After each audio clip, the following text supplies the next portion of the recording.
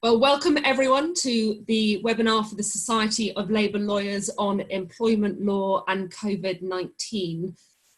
Thank you very much for joining us, and we've got three really fantastic speakers for you today. We are going to be starting with Shelly Asquith, who is the Health, Safety and Wellbeing Officer from TUC, from the Trade Union Congress.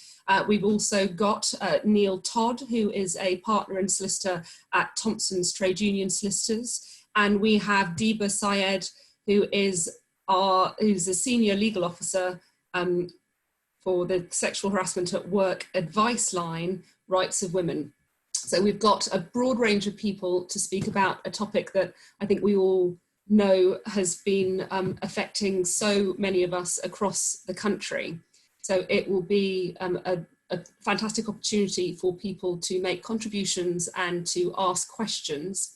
We'll be taking the speakers in turn, and they'll have 5 minutes or so to speak first. And if you want to ask a question, or if you want to contribute something to the discussion, then if you can either use your raise my hand button or send me the question itself if you'd rather have me read it out, and it means that we can open up the discussion a little bit more broadly once everyone has spoken. But my name's Catherine Atkinson. I'm the Secretary of the Society of Labour Lawyers. I'm a barrister at 9 Gough Square, and I'm very pleased to open our webinar series with this employment and COVID-19. So if I can start with Shelly. Shelly, what are people facing at work at the moment? Yes, so I'm going to talk about what the issues are that unions are witnessing and what kind of urgent changes we're calling for at the TUC, with a particular focus on health and safety because that's my area. So just to give some background, since the coronavirus crisis began to unfold, we've been laying the pressure on as thick as we can on the government. Initially, we were calling on them to suspend the 4-day wait for statutory sick pay, as well as to increase it and remove the lower earnings threshold. We've still not seen 2 of those 3 demands met, and the increase today of £1.60 to statutory sick pay may as well be an April Fool's joke. We also pushed for them to adopt the wage reimbursement scheme for contracted and self-employed workers, which they have, although problems persist around how long many will have to wait for it, as well as the 20% pay cut many will have to endure. We've also been calling for the pay of parents to be covered where they're affected by school closures. Now, in terms of very live issues, in the last few days, we've had over 1,000 reports from workplaces of bad practice from bosses. The main categories of concerns are around either workers being told to come to work even though they could very easily work from home, ranging from that to those being told to come in even though it's not safe. So for example, there's been no distancing measures introduced. You might have seen videos of construction sites where that's particularly prevalent, or workers still expected to share tools and equipment. A lack of personal protective equipment, that includes anything from the full gear that's required for NHS workers to provision of hand sanitisers for retail workers, a whole number of different things. And we've learned today that the 4th NHS doctor has died from coronavirus, and more will die if the government continues to fail in getting the right equipment to those front lines. There are those being sacked instead of being put on the jobs retention scheme, or those being put on the jobs retention scheme but having to wait until the government pays up, or as I said, not getting that 20% top up. There are parents having to take time off work to look after children who are now not in school, finding themselves with no support from their employer, and the especially vulnerable workers who may have been told to shield or for other reasons are particularly vulnerable to complications if they did get coronavirus, receiving no financial support from their employer, or people who live with those people, again, not being given the pay that they need in order to take time off and protect those people they live with, their loved ones and so on. In the majority of workplaces, the reports that we're getting from workers and from unions is that more than one of these issues is occurring at any one time. There's also a secondary concern that workers who are raising health and safety issues at work in particular are being threatened with the sack. Now, Michael Gove said yesterday that trade unions have a role to play in reminding employers of their responsibilities. And yes, we do. We need to remind them particularly of Section 100 of the Health and Safety Act, protecting a worker's right from dismissal for raising these kinds of issues. But the government has a very urgent duty as well to ensure that its measures, its own measures, are legally required and are being enforced. Now, in the context of employment law, most of those concerns that I listed aren't actually illegal. Even on a health and safety front, while PPE is required, we are in new territory, really, in terms of what level should be worn and by which workers. And on social distancing in particular, the Health and Safety Executive has been so far hiding behind the fact that it's deemed by the government a public health measure to take those distancing measures, not a workplace health measure. They're using that to kind of avoid having to do anything really in terms of regulating and enforcing those measures. So as a result, we've been putting further demands to the government. We're calling for tougher guidance that can be enforced by the relevant regulation authorities, whether that's the HSE or local government. With social distancing, modifications to work practices, we're also calling for provisions of free parking spaces where workers, so workers don't have to be relying on public transport, putting themselves at greater risk. We're also calling for areas in the workplace where people can get changed into work clothes and changed back out at the end of their shifts. And we're calling for people not to be sharing equipment, using biometric clocking in systems where everyone's having to touch things. These kind of modifications that can be very reasonably introduced by employers, we're asking for those to be enforced by the government. And where breaches are identified, we want businesses to be shut down. No questions asked, they should not be operating. And we also want bosses to be paying a penalty, because it can't be right that I can be fined 60 quid for leaving my house for the wrong reason, but for the bosses of Sports Direct or ASOS or any number of online retailers in particular who are so clearly putting profits ahead of workers' lives, there's absolutely no consequence, certainly no financial consequence. If the government can quickly introduce new laws in some areas, I think they can do it in those areas as well. And of course, we're supporting unions to organise on the ground around many of these concerns. And where the government is failing to enforce its own guidance, workers are beginning to take matters into their own hands. We're starting to see walkouts now. At an M&S warehouse, workers have walked off the job twice now, citing the Employment Relations Act in their concerns over contamination, lack of social distancing, putting them at greater risk. And at Southend Hospital, medics have collectively written an open letter to management saying that they will only carry out minimum services to coronavirus patients if they continue to not receive the necessary protection. In terms of taking action, one thing that there is, there's a lack of clarity on how many union, there's a lack of clarity for many union members on the degree to which Section 44 of the Health and Safety at Work Act can be used by workers removing themselves from a job, citing social distancing concerns. Now, I'm not a lawyer, I'm a campaigner, I guess, and we're seeking legal advice on this. So I'd certainly be very interested to hear what my legal professional comrades on the call might have to say about that. And I look forward to hearing from them and answering any questions later in the call as well. Thank you. Fantastic, thank you very much, Shelly. Just to remind people who are who have logged in, if you have any questions or contributions, then after we've heard from Neil and from Deeba, we will be taking questions and contributions. So either just use your raise your hand button if you want to ask it yourself, or feel free to message me with your question and I will read it out for our speakers. Can we now come on to Neil, who is a partner solicitor at Thompsons. Neil, can you tell us a little bit more about the government schemes that have been put in place? Because I think people remain very confused about them. Yeah, I will do, Catherine. Thank you for that.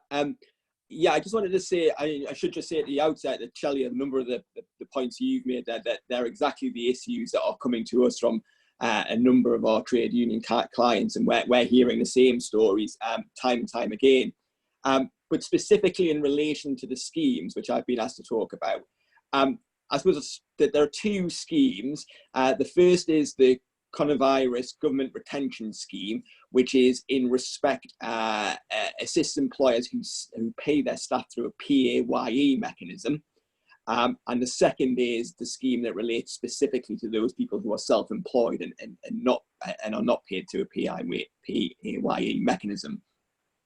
I suppose just to say at the start, I mean, it's to recognise these schemes do provide unprecedented economic support, and we hope, you know, that they will prevent many redundancies and also provide economic support to workers at this difficult time. I mean, I'm going to finish at the end by saying where there are some gaps in the schemes, which I think Shelly alluded to already, and while I know that they're certainly not perfect, I think we do have to recognise that they're a very welcome measure. With respect to the government retention scheme in the first instance, well, what that provides, has been touched on already, is a grant which reimburses employers for 80% of their wages, capped up to a cap of £2,500 if that employee is designated as furloughed.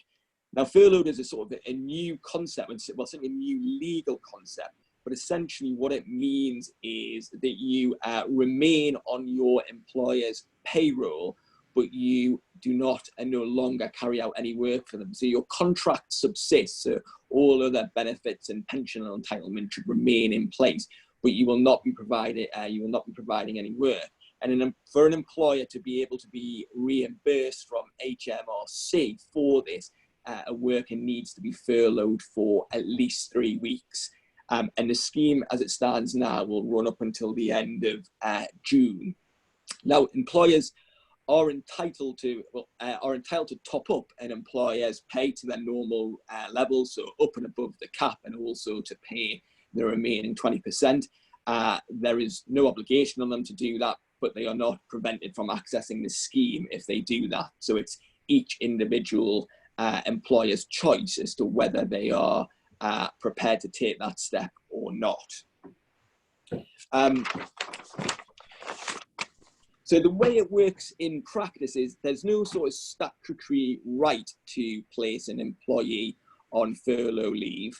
And most contracts of employment won't have what's called a layoff clause, which entitles an employee to lay off or furlough an employee. They're very uncommon, apart from perhaps in specific sectors like the construction industry, where you see them more often.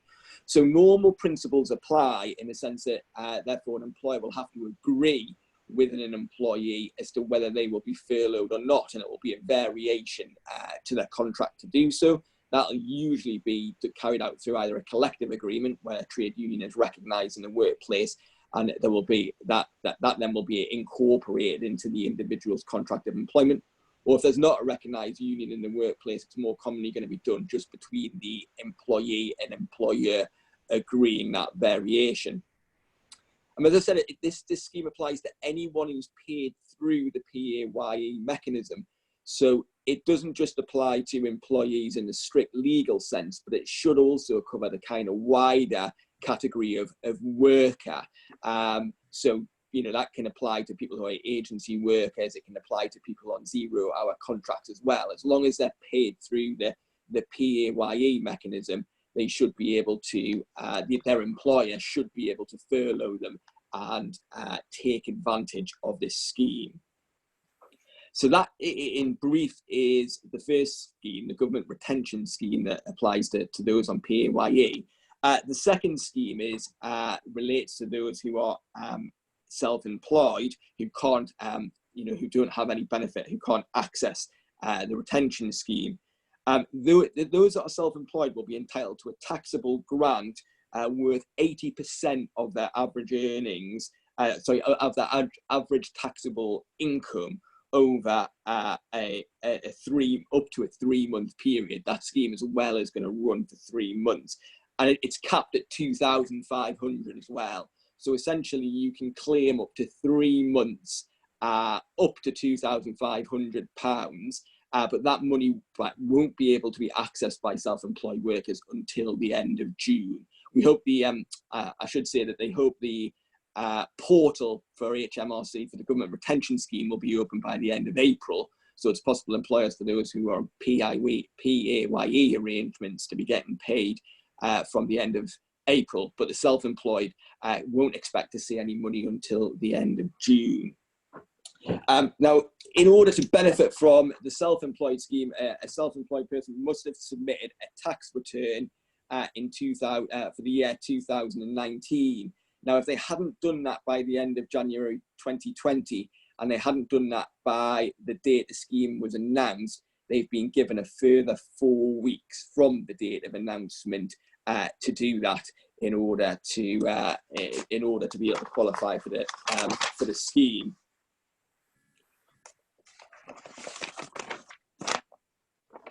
So that's the situation on the self-employed scheme.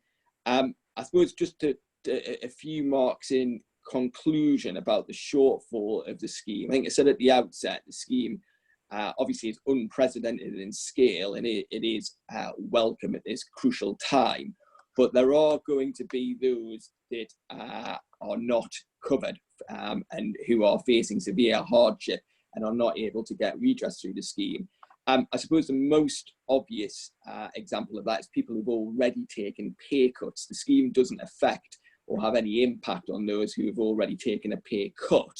And therefore, you know, we're hearing countless examples of workers who've already taken pay cuts of over half their wages. Now, that's a change that has been made to their contract. They've obviously varied their contract to accept that feeling. Often in many cases, that was before these schemes were even announced, where workers had already agreed to do that, and they will continue to be paid on half their wages and won't get any protection through this scheme. The scheme only applies to those who were employed before the 28th of February this year. So anybody who was not employed prior to that date won't fall within the scheme. Another point to make, I suppose, is, and a point that I'll conclude on, is that although this, as I said, in relation to the government retention scheme, although it applies to all those on PAYE arrangements, including those on 0-hour contracts and agency worker contracts, you know, there is a requirement for the employer to do something. So the employer actually needs to designate, is the terminology being used, to designate employees onto furlough leave. It's an active choice that they need to make. An employee is not able to furlough themselves. All the employee can do, or the union representing them, is to suggest the employer should make use of that scheme. So the problem is with people like on 0-hour contracts and you know, in some agency worker contracts, is, are the employers going to access that scheme? Because sometimes these contracts work in such a way where they're not under an obligation, they don't see themselves under an obligation to provide any work or to pay for that work. So they may not, put a mechanism in place to use those two schemes. So there is a concern that a lot of people on these insecure contracts may not see the benefit of these schemes. Thank you. Thank you very much. Deeba, can I come to you? Yes. I just wanted to add on to the final point with the retention scheme. It seems like it's a very obvious flaw, but if you're going to furlough, you're going to put employees on furlough leave.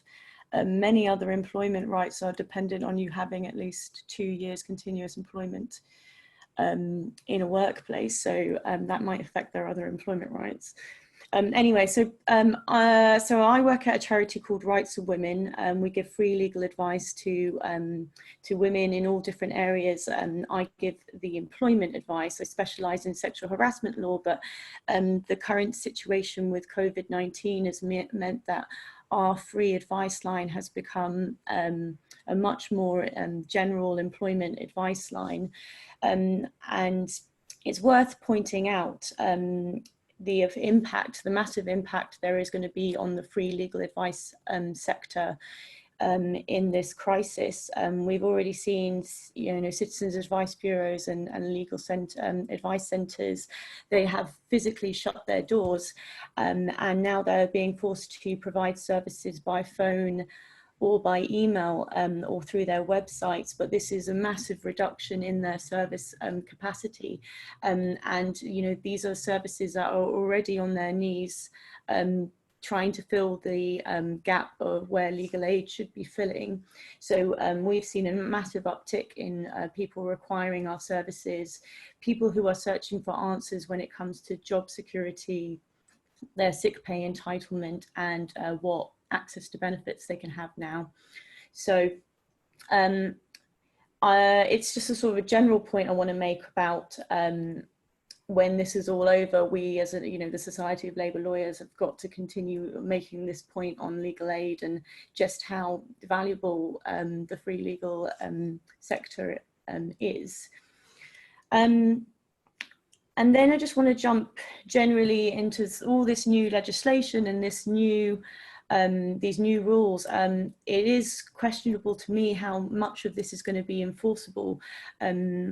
The employment tribunals as they currently stand, we've had hearings have been suspended. They haven't been as fast as other kinds of courts in introducing video technology, Skype, things like that. The employment tribunal seems to be lagging behind. And of course, we have very strict time limits in terms of what the time limits people have to enforce their employment rights. We haven't had any guidance yet from the employment tribunal whether time limits are going to be extended or whether claimants are going to be able to rely on extensions, and I don't really think that's good enough anyway. So we need a steer on that. I'm thinking particularly as well the work that I do, which is harassment and discrimination. We're obviously massively reliant on ACAS. And ACAS, as I understand it, are still operating, but they're operating from their staff are working from home, but their capacity, which was already under huge strain, is going to be now even under more strain. And it's just going to be very difficult to put together people's ongoing, say in my work, discrimination cases. People are having problems accessing documents, accessing printers, putting together bundles. So people need that guidance from the Ministry of Justice. And so there's all kinds of implications to think about for people who are representing themselves in the employment tribunal. So litigants in person will also need to be considered, and there hasn't been much direction yet. I just want to echo a lot of what Shelly has said as well. One of the main things we're getting through to the advice line are women who have been refused to work from home, and there is significant confusion over what the term non-essential work means. And there have been plenty of cases of bad employers insisting that employees still work, even though that's not a very smart move to potentially risk making your workforce sick. All the same, we're seeing employers do that, and the fact of the matter is that if employees do not comply and don't want to carry on coming into the office, or whatever their workplace may be, they could be subject to disciplinary action. And so we need some reassurances from the government that people who are trying to protect, say their health and safety, will not be dismissed or suffer a detriment. Now, there is existing health and safety legislation which people can rely on. And we're thinking in terms of solutions. If people have an existing health condition and they want to self-isolate or feel like the best thing they can do is, they should be doing is following government guidance, even if it is against their own employer's guidance. It may be possible for them to use existing disability discrimination law and hopefully get reasonable adjustments put into place so that they can work from home or agree that with their employers, although we have seen plenty of employers refusing to do that. So I wonder when this is all over, we'll see a massive uptick in people trying to bring disability claims and health and safety claims.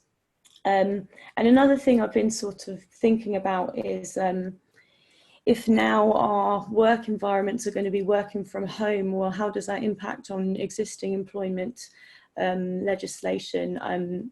I'm thinking particularly the impact on disabled people who rely on reasonable adjustments to do their work. It may not be possible to bring these into place if they're working from home.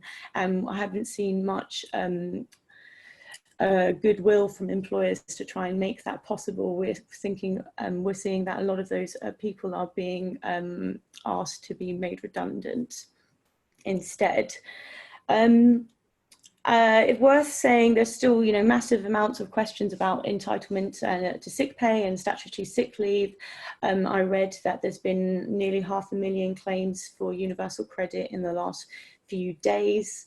We're particularly worried about agency workers who may not fall into the schemes, the government schemes as they exist, and could be falling through the cracks. And obviously some of them have specific requirements when it comes to being entitled to sick pay, such as 3 months continuous employment. But many workers will be forced to go on universal credit, as we know, which is going to be extremely difficult for them to live on. Just my final remarks more generally, what we are seeing and what I fear will be and is usually the case is that because women are much more likely to be in precarious working roles or in low paid jobs which aren't getting the same protections as full employees would get, what we're seeing is a lot of women are experiencing discrimination, being made redundant. And while the schemes should, in theory, they should be able to rehire those people, what we're seeing is a lot of women sort of not being trusted to work from home, especially if they're looking after children or expected to do homeschooling and things like that. We're seeing employers being very hostile to those kinds of workers. And that's why what the TUC are calling for, which is this guaranteed income for the primary child caregiver in a household, for their income to be guaranteed, is so important. And I think we need to be calling for measures to make sure that those people aren't dismissed altogether and that they should have adequate protections in place, because what women are being forced to do is use their annual leave or ask for unpaid leave, such as it's called dependence leave or parental leave, which is usually unpaid and is deeply unsuitable in times of crisis and in this pandemic. It should not be the answer, and we want to see more on that. I've also heard a lot of women who are pregnant or experiencing some kind of maternity discrimination, workplaces not implementing proper social distancing rules. And as far as I understand it, it may be possible for women who are pregnant to access, they can ask their employer to run a health and safety assessment of their workplaces. And if their workplace isn't safe for them to work in, they may be able to be suspended on full pay pending that assessment, and possibly put on on the furlough scheme as well. And another thing that's come up on the advice line, which is quite interesting, is you may have read, or I hope you've heard about, there are 1.6 million women in this country who are experiencing domestic abuse and are now going to be isolated with their abusers. Now, that raises some interesting questions for employers about if they are aware that their employee is in this situation, are being forced to work home in a situation where they are with their abuser. What protections should employers be putting into place to keep those women safe from their abuser? And really, should they be providing an alternative place for them to work so that they can work safely? Anyway, I think that's all my remarks, but yeah, I look forward to your questions. Fantastic, and we do actually have a number of questions lined up, which is great. I'm going to start by going to Grahame Anderson, who is a barrister at Littleton Chambers. Grahame, I think you had a question particularly for Neil. Yes, I did. Can you hear me? Yes. I see my name just pop up on the screen there, fine. Neil, what I wanted to ask you about was, do you know if there's any guidance on the extent to which it's a requirement that being furloughed, or the sort of layoff / redundancy that you might reverse to put someone on furlough, has to be related to the coronavirus? Because I've scoured all the sort of guidance on the internet that I can find. As far as I'm aware, there's no actual formal regulation or anything in place yet. And I see nothing that in fact requires the redundancy to be related to coronavirus. And I do a fair bit of volunteering at law centres, and I'm getting lots of questions about, will I be entitled even if I can't prove that it's related to the coronavirus? Yeah, I think that there is no guidance on that, so that is why you won't have found anything. I think we may see a little bit more around that once the portal is established. Yeah. Precisely what the regulations will be around the portal. I mean, the sort of overarching purposes, if you like, of the scheme is very much. I wouldn't have made, had it not been for the virus, I wouldn't have made this employee redundant or laid this employee off. But as a consequence of it, I've had to do so, and therefore I want to make use of the scheme. But how sort of tightly that will be measured and looked at, we don't have any indication of at all. I mean, most of the commentary says that the HMRC don't intend to look at any specific financial hardship. And one would imagine it will be interpreted fairly generously to get as many, so that employers are able to access it. But there's nothing more specific than what you've been able to find so far. Yeah, it's great. I thought that was the case. And it would be a bit odd, I think, if you could sort of open to abuse if you could do that. So, yeah. Thank you very much. Thank you. I think we next have Lucy Anderson. Lucy? I think your microphone will be enabled so that you can ask your question.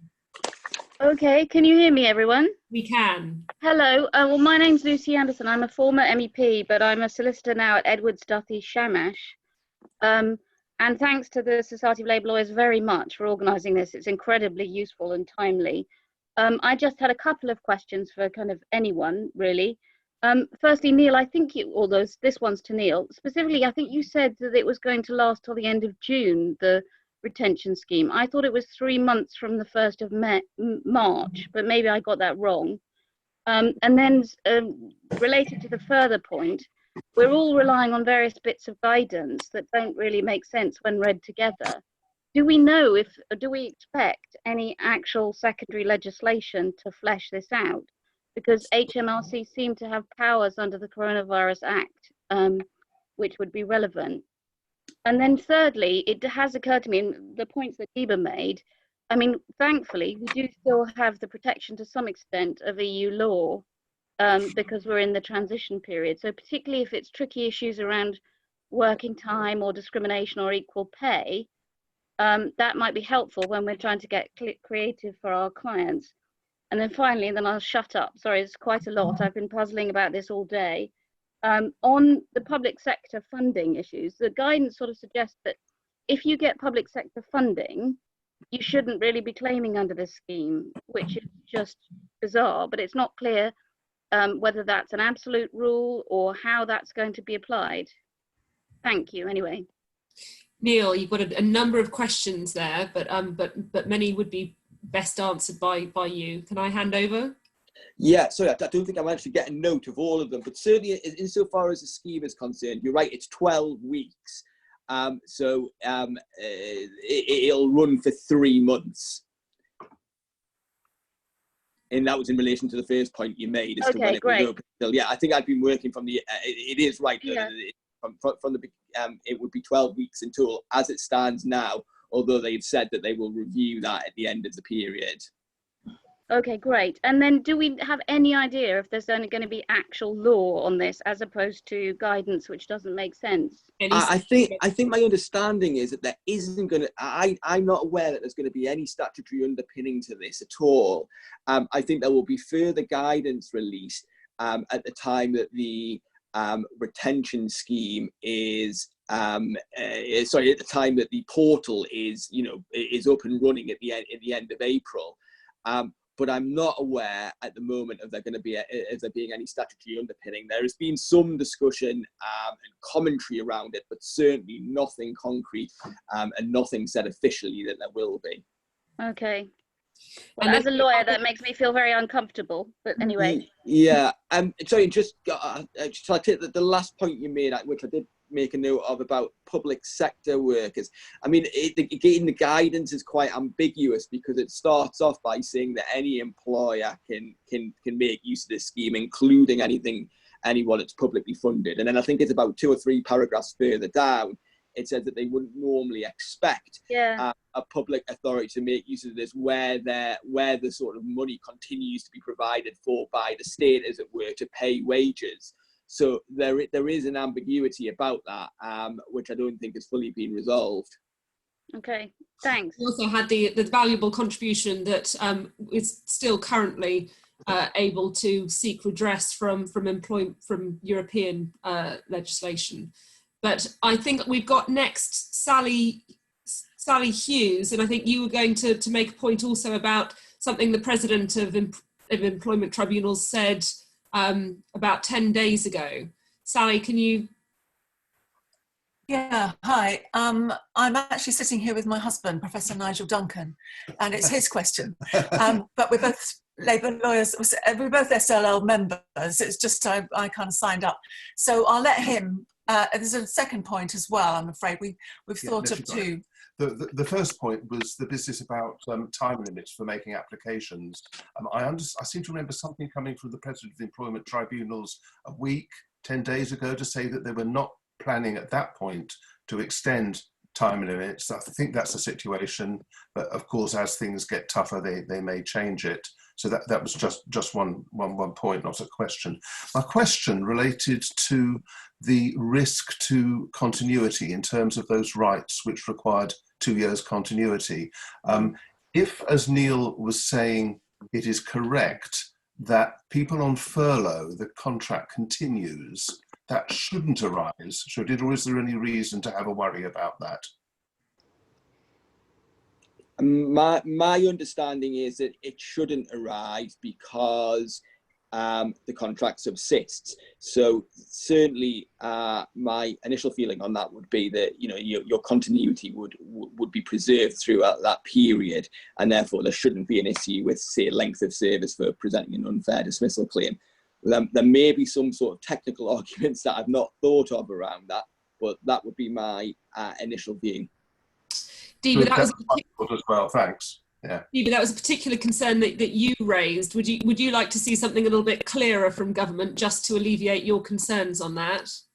Yeah, I think so, because I think you could say it's not continuous employment, and there are other circumstances which are similar which would apply.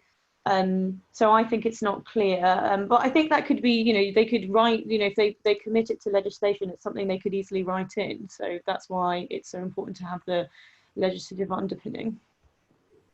Okay, thank you. We've got another question coming from Victoria Phillips. Got to unmute myself. Hello, I'm one of Neil's colleagues, and so we've been spending the last few weeks dealing with these issues. I think it's worth starting off by saying, picking up Lucy's point, this is all guidance. So a lot of it is, from an employment law perspective, is speculation about what might happen. But I think the continuity point is very straightforward, because I think it's already covered by section 212 of the Employment Rights Act, which counts for the purposes of computing continuous employment when someone's absent from work on account of a temporary cessation of work. And I think that's the answer. We don't need any more legislation in that regard, although I'd be very happy if there was to be more guidance about this matter. What I wanted to ask Shelly actually is about the, both you and Deeba mentioned section 100 and the serious and imminent dangers provisions. I think one issue that's very difficult for trade unions who we advise is how far they can go in their advice to their members, so they're not seen to be inducing unlawful action. So so far I've been on the tightrope of saying, draw to your members' attention the statutory right and the government guidance, but I wonder what stance you've been taking. Shelly. I don't think she's heard me. I think she's on mute. You're on mute. Shelly, are you there? I'm unmuted now. Sorry, Victoria, could you just say the last bit again? The last bit was about section 100, and what guidance are you giving unions about what they should say to their members so they don't fall foul of the inducements provisions in the 92 Act? We're saying to any union rep that they should consult their union's legal team before taking any kind of action or raising anything, because we are very concerned that the government hasn't put in its guidance a strong enough thing around no detriment, around the right of workers to not be dismissed if they're raising issues around coronavirus contamination, because it isn't seen to be recognised by the regulators as enough of a recognised risk or hazard. Does that answer your question? I mean, we're obviously being very careful not to issue any kind of legal advice ourselves, but we're calling on the government to be much clearer. I think what it does is explain why we're getting so many questions as their lawyers. Right. That's fine. Thank you. Thank you. I think we've next got Bruce Robin. Bruce, are you there? I am, yes. Hello. So,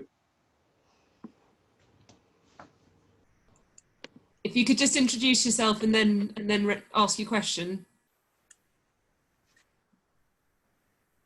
I think he's on. Yeah, am I muted? Yes. Am I unmuted? No. Unmuted. Can you hear me? Oh, good. Sorry.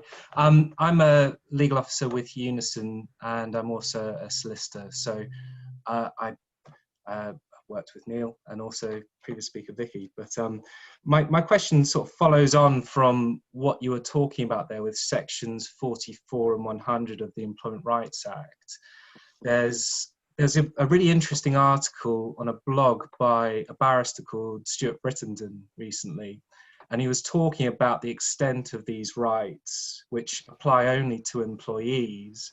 And one of his concluding comments, which I think is perhaps useful for the group to discuss, is about how and whether it's possible to extend those rights, because at the moment they only apply to, these are the protections for employees about if there's a risk of serious and imminent threat to public health, and if they suffer detriment or unfair dismissal, they have certain rights. If those rights are to be extended to not just employees, but also to other types of workers, such as agency workers and Limb B workers, that was one of the sort of the comments that Stuart Brittenden was putting in his article, and I just thought it was a really good idea. I mentioned it actually to the TUC last week, or sorry, earlier this week in a con with Tim Sharp. So it'll be interesting to hear whether or not Bay's come back with any thoughts on that. But it was just, I suppose, where there's such a range of protections under whistleblowing law for workers beyond just employees, and given the particular circumstances that there are with coronavirus at the moment, and the need to sort of protect workers and allow them to make their own decisions where they are concerned about the dangers caused by it, whether that's something that might be campaigned upon or something that people might be raising. So yeah, that was just my thoughts on it. Deeba, what's your thoughts on that? Do you agree? I completely agree, and I think this entire pandemic has brought into sharp focus, you know, a very sort of more broad point, and something that the Labour Party and, you know, we as lawyers need to, which we've sort of forgotten and deprioritised, but the fact that, you know, employees and workers, they all have different status when it comes to rights, but you know, when it comes down to a global pandemic, we just want everybody to be secure and safe. And these varying levels of privilege, depending on your work status, are, you know, bringing into, you know, it's something that we as the Labour Party need to sort of remember. and when this is all over, make sure that we're putting the spotlight that it's, you know, it's deeply unfair that some people just don't have access to the same protections, you know, based on obscure law and things like this. So I 100% would agree with what you're saying, and I think all of these protections should be extended to workers, particularly agency workers, and because the truth is that these are the people who need these protections the most, and are going to slip through the cracks. Shelly, I think that you would probably agree with that as well. Is that something that the TUC would be continuing to work on in terms of rights for people who aren't technically employees? Yeah, absolutely. And I think that touches on Lucy's question earlier about, do we expect to see secondary legislation? Although we might not necessarily expect to, we're absolutely pushing for it, you know, not just in terms of clarifying some of these measures to make them enforceable, but absolutely extending these laws to include agency workers, other workers. You know, since these laws were passed, the number of agency workers, for example, has gone up dramatically, and it's not just in the context of a coronavirus pandemic that we want these extended. We want them extended long term, and I think there's a big ask on all of us as a labour movement and as trade unionists to demand that lots of these measures that the government has introduced as temporary emergency measures remain in the long term. Fantastic. Our next question is from Omar Salem. Omar? Can you hear me? We can. Great.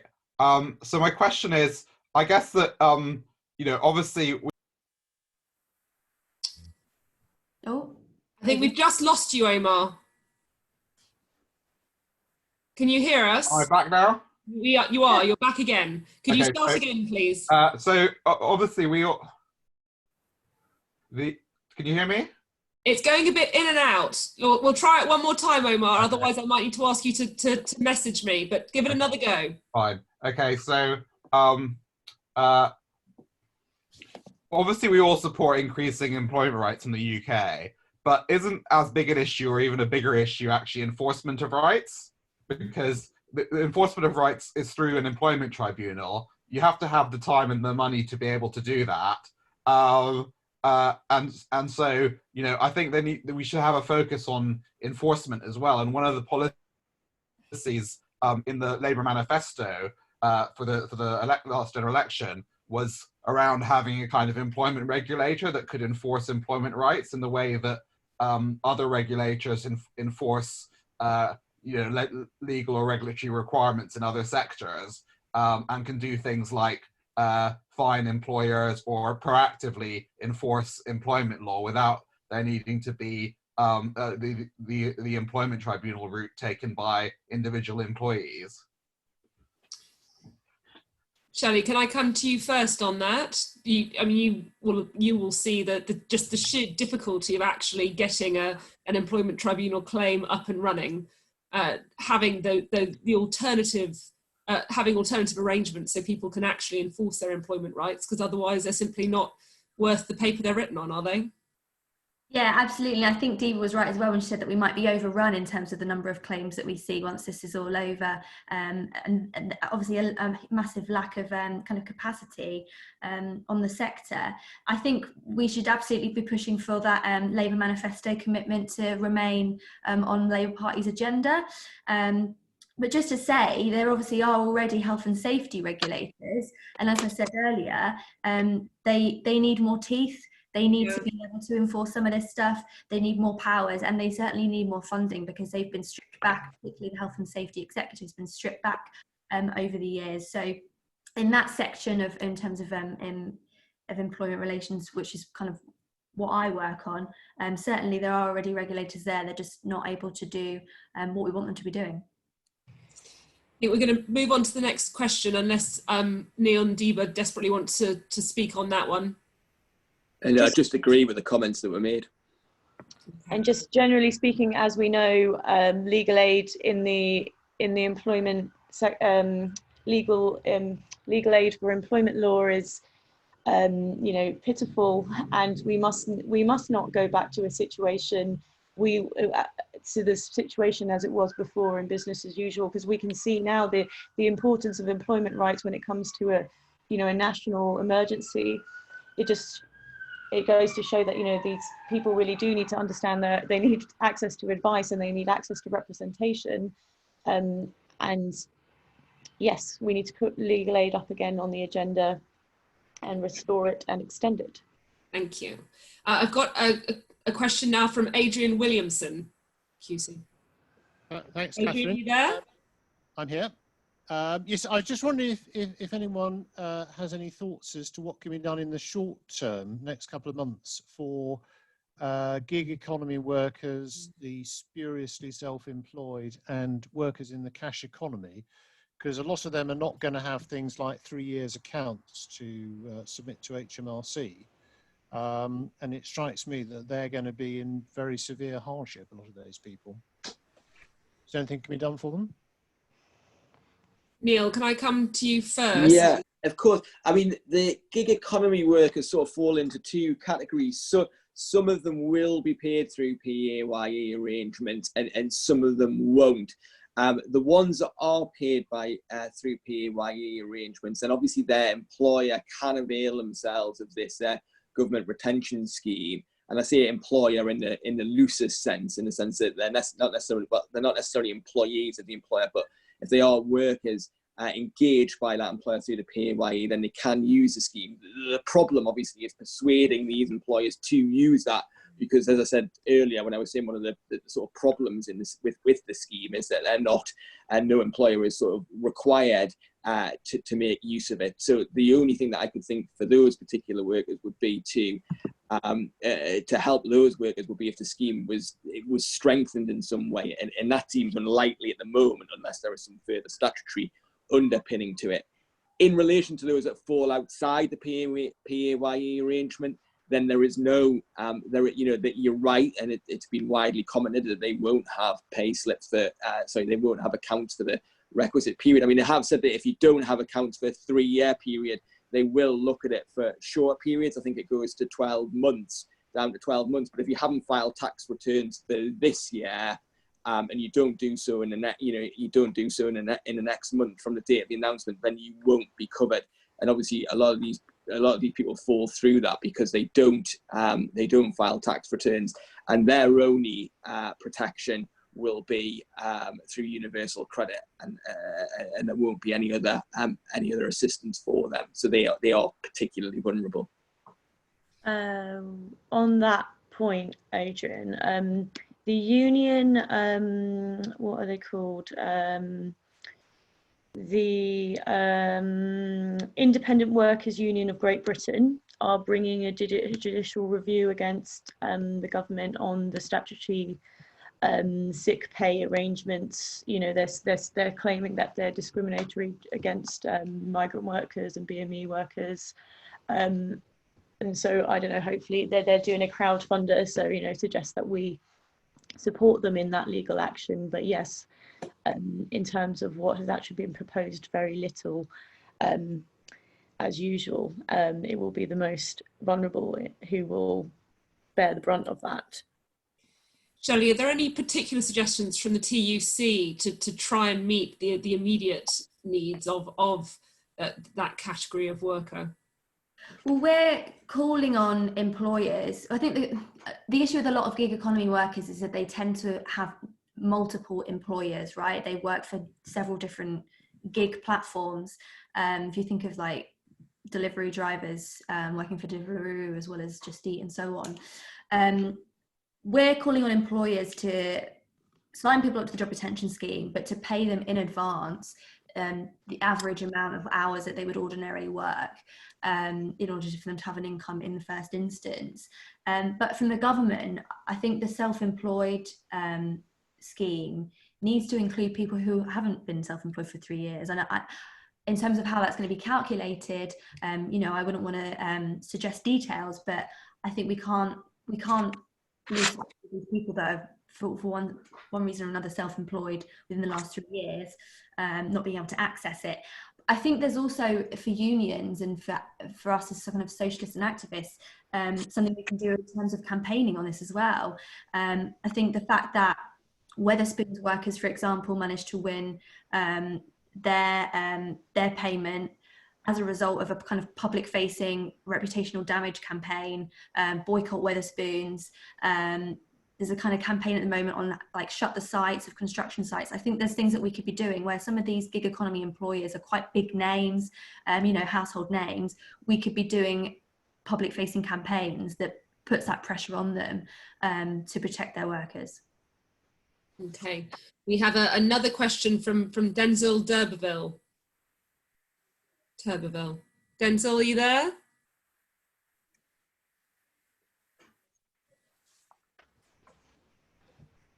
I can't hear Denzil. Is his microphone being enabled?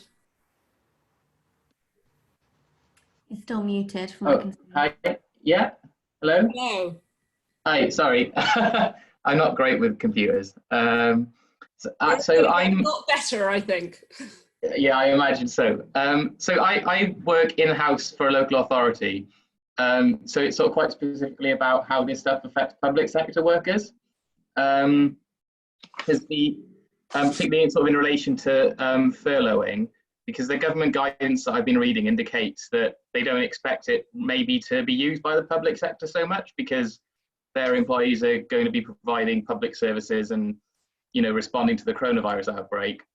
And then also it sort of specifically mentions that if you're receiving funding for staffing costs, then they expect that money for you to continue to pay staff. And what I've been sort of trying to look at is where we, rather than sort of furloughing staff, what the local authority is looking at doing is maybe trying to redeploy people so that they can, if they're not currently working, then, you know, they can be put into a sort of more core service.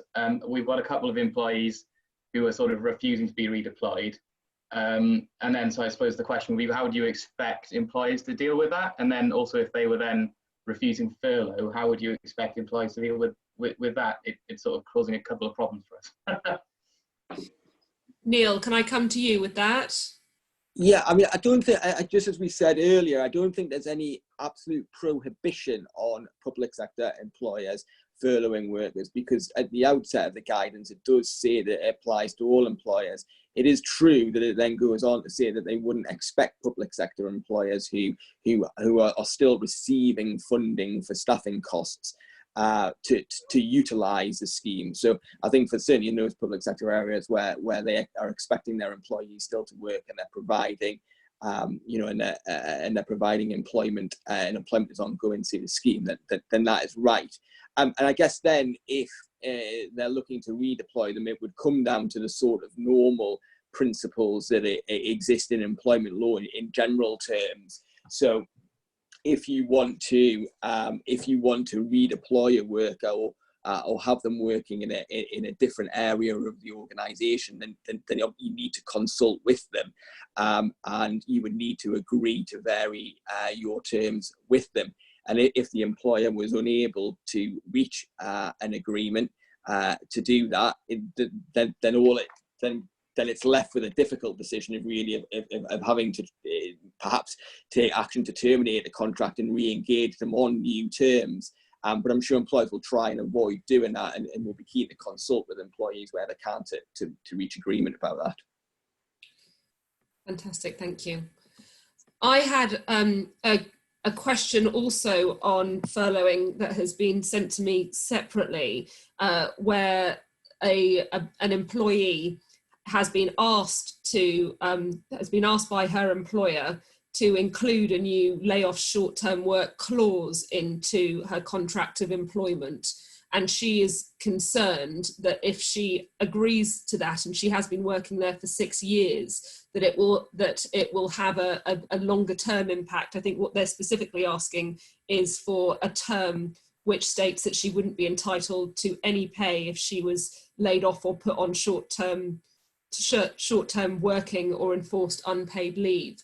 And I think that she's concerned that if she agrees to that, then in the longer term, even if that's something that they might use to try and get the 80% government subsidy of her wages, that she will actually end up being far more insecure in future. Yeah, I mean, should I come in on that first? Please, Neil. I mean, I would. I mean, what we would be certainly advising our clients is to try and resist clauses like that. I mean, it's one thing negotiating into the contract a right to place you on furlough leave, but it's an entirely another one to then be introducing an additional sort of layoff clause that falls completely outside of the scheme, where you can be put on, you know, where your hours can be reduced, or where you can be put on the sort of the more traditional layoff provision where there's very little financial support at all. So no, I mean, at this stage, I think what we would certainly be advising employees to do is to try and agree something which permits them to be furloughed for the lengths that the scheme operates, with perhaps a review of those terms and conditions at the end of that period to see where the landscape is then. Now, I think that's the correct answer. It's obviously, in practice, it's not always very easy for employees, people trying to keep their jobs in very difficult circumstances, and find themselves in positions where they feel that they have no choice but to accept these terms. But certainly, you know, what we would try and do is at least resist that initially, to say, well, look, we've got the chance to take advantage of this furlough scheme first. That should be the only change that's required in the short term, and then it should be reviewed again when that scheme, you know, once that scheme isn't available anymore. Okay. That's brilliant, and I really am very grateful to our three speakers. We've had Neil Todd from Thompsons, Shelly Asquith from the TUC, and Deeba Syed, who's been fantastic in being able to really give us some insight, not only into the helpline and what people are saying, but also in the wider ramifications that they're seeing with people who've already got claims in the employment tribunal system. So can I also thank all of our members who have joined us today, and to remind you that next week we have a webinar whose focus will be on civil liberties. And then the week after, we will be looking at, very much from the coalface, looking at practitioners in family courts and the criminal courts, and what impact COVID-19 has had on the court system in those spheres. But just to thank you all very, very much. Was there any final comments that we would want from Neil? We've had a really diverse discussion, but if I can come to Neil first, then Deeba, and finish with Shelly, just for closing comments. Just really, all I would say is that the questions tonight again reflect what we are hearing from our clients on a daily basis, particularly about clarity around how the schemes work, with many elements of it still being uncertain, and a lot of questions as well that we're getting, which Shelly's talked about, and Deeba in quite some depth, about the fact that of employers not adopting at the moment, safe working practices that are consistent with the government guidance and the safe social distancing measures, some of the legislation around that is not strong for workers, and they're faced with very difficult situations, and we're trying to advise around that. But I think, you know, what would be greatly appreciated would be further legislation to strengthen those rights. Deeba. I guess what I would say is, I work with women, who are not unionised, who aren't part of political organisations, who at the moment feel very afraid, very unsure. There is a lot of uncertainty at the moment, and it is a real opportunity for the Labour Party to show that we are on these people's sides, that we are there for them, that we are answering their questions and tapping into the things that they care about and that they're worried about right now. So it's really important for us to show leadership at this time. Shelly.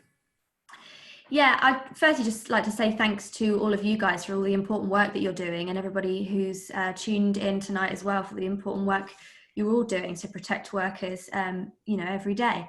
And in response to what Deeba just said, even people in unionised workplaces are terrified at the moment, and they're right to be. The fact of the matter is that people are dying every day. The new figures coming out today, yesterday, huge numbers of deaths. And these are people working on the front line. These are the key workers. I mentioned before that doctors are dying. And I think I'm obviously not a lawyer, so I want to speak to what we should be pushing for, not as lawyers, but as activists and as members of the Labour Party. We need more government action to protect workers. We need that PPE delivered. We need the enforcement of those social distancing measures and the kind of regulation we need to protect people. That's what I'll say. I'll leave it there. If you haven't joined a union, join a union. Tell that to everybody that you know. We always do. I think that the Society of Labour Lawyers are lawyers and legal academics, but we're also very clearly members of the Labour Party that really want to see the way that people work and the way that people are protected transformed with far greater and stronger rights. And I think that we are all committed through our professionalism as lawyers, but also through the world that we want to see, to try and take every opportunity to make that happen. I think things are scary for people, and we want to try and ensure that they have protections now, but that also that anything that's brought in now that needs to be strengthened, there is an opportunity to try and ensure that we have greater protections going forward.